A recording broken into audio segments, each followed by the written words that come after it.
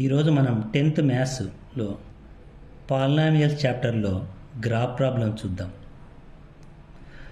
ఈ problems slow రన్నర్లు కూడా ఈజీగా 4 మార్క్స్ తెచ్చుకోవచ్చు. క్వశ్చన్ ఈ విధంగా ఉంటుంది. By observing the graph answer the following questions అన్నాడు. ఈ గ్రాఫ్ను అబ్జర్వ్ చేస్తూ ఈ క్వశ్చన్లకు ఆన్సర్ చేయమన్నాడు. మొదటి question, what is the shape of the graph in the figure? ఈ రకంగా ఉన్న షేప్ను మనం పారాబోలా అంటాం. ఈ విధంగా అయినా ఉండొచ్చు లేదా ఈ విధంగా అయినా ఉండొచ్చు. దీన్ని మనం ఆన్సర్ వచ్చి parabola.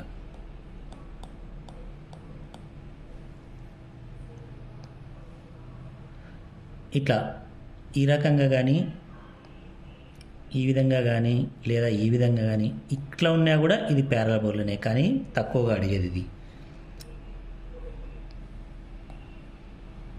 Next question, how many zeros are there for that polynomial? ఈ పాలినామియల్కి ఎన్ని జీరోస్ ఉన్నాయంటే ఈ పారాబోలా ఎక్స్ యాక్సిస్ను 2 పాయింట్స్ వద్ద ఇంటర్సెక్ట్ చేస్తుంది కాబట్టి 2 జీరోస్ ఉంటాయి.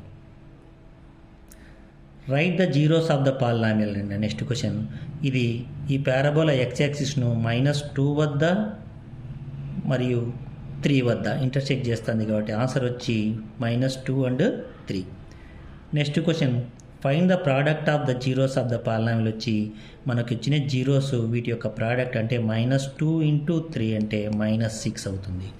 Next question, find the sum of zeros of the polynomial. వచ్చి ఈ పాలినామియల్ మనకి ఇచ్చిన పాలినామియల్ యొక్క టోటల్ వచ్చి -2 + 3 వచ్చి 1 వచ్చి ఆన్సర్. ఇంకా ఈ గ్రాఫ్ పైన ఈ విధంగా క్వశ్చన్ అడుగుతుంటాడు. The name of the polynomial represented by the graph. వచ్చి ఈ విధంగా పారాబోలా షేప్లో ఉండే గ్రాఫ్ దేన్ని సూచిస్తా అంటే క్వాడ్రాటిక్ పాలినామియల్ను సూచిస్తుంది. Quadratic polynomial.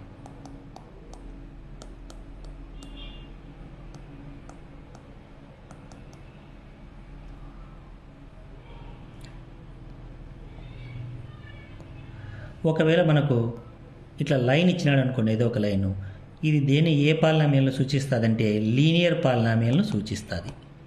Linear polynomial.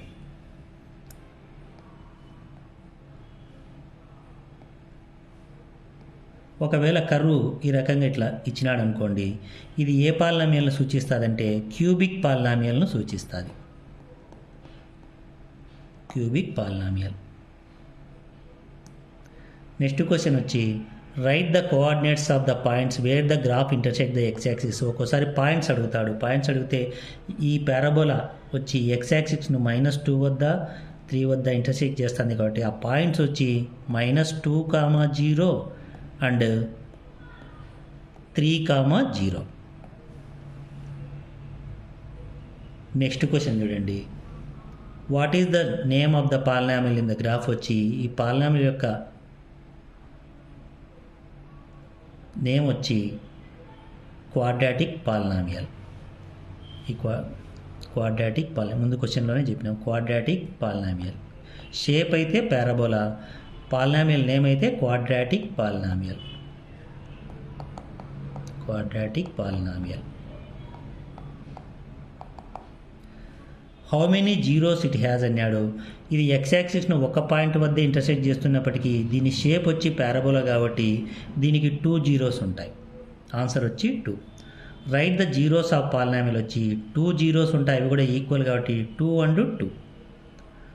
Find the sum of zeros of the polynomial. వచ్చి 2 + 2 అంటే 4. ఒకవేళ ప్రోడక్ట్ అడిగితే 2 × 2 అది కూడా 4 ఆన్సర్ అవుతుంది. Next question, what is the shape of graph in the figure అన్నాడు. అడిగితే ఈ షేప్ వచ్చి పారాబోలా. ఆన్సర్ వచ్చి పారాబోలా.